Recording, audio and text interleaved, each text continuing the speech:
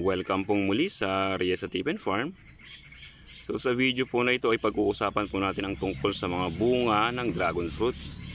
Kung ano nga ba yung mga hinog na bunga na pwede na po talagang i-harvest at yung mga hindi pa pwede. Yan, na kung kailangan ng mga ilang oras pa o ilang araw pa bago po i-harvest.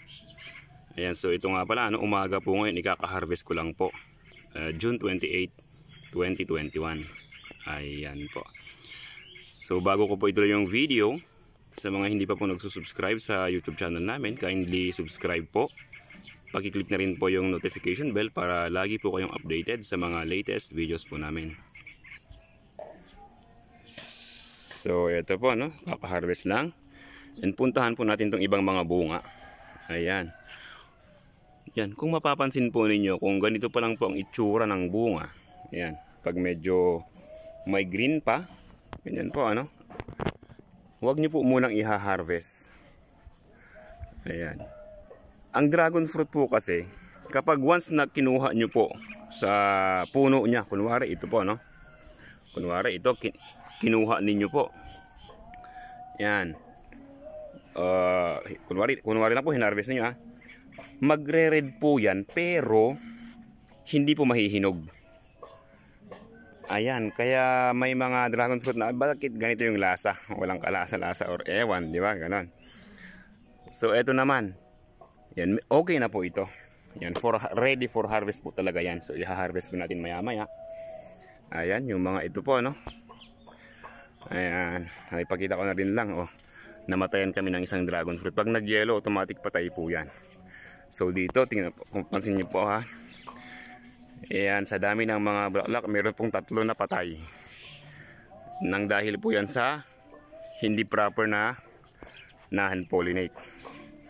Actually marami pala, 4 patay. Ayan, ito po yung malakas yung bagyo, yung malakas na ulan po dati. Mahalaga po, mas marami po yung nabuhay. Ayan po.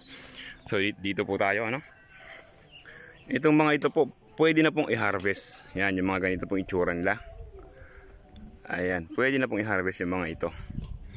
Minsan sa mga biyahero, nagre-request yung mga buyer na ang i-harvest daw ay yung mga yung mga pahinog pa lang, yung mga hindi po pulang-pula, para hindi po masira sa biyahe. Yung parang mga ganito po.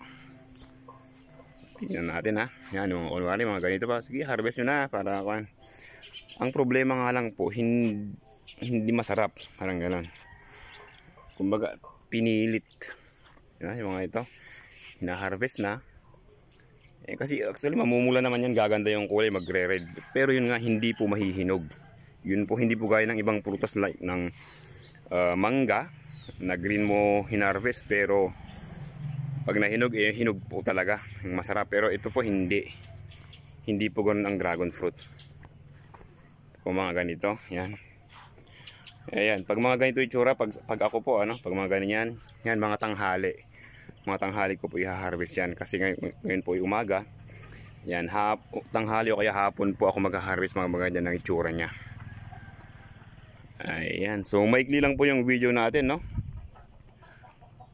Ayan. So, salamat po kung may natutunan po kayo. Salamat. At lalo akong magpapasalamat kung magsusubscribe po kayo sa aming YouTube channel. Salamat po.